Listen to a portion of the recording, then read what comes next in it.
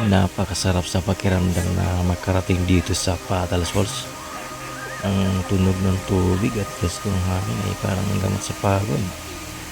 Alam niyo bang sinasabi sa Biblia na ang mga turo ng Diyos ay nagpapanumbalik ng lakas at nagpapasaya ng puso? Gaya ng talo na ito, na walang tigil ang agos. Ganoon din ang pag-aasang galing kay Jehovah ay laging nariyan para sa atin, hindi naubos at laging nakakapresko. Kung pakiramdam mo ay drain na o tuyo na ang iyong espiritualidad, subukang manalangin at magbasa ng Biblia.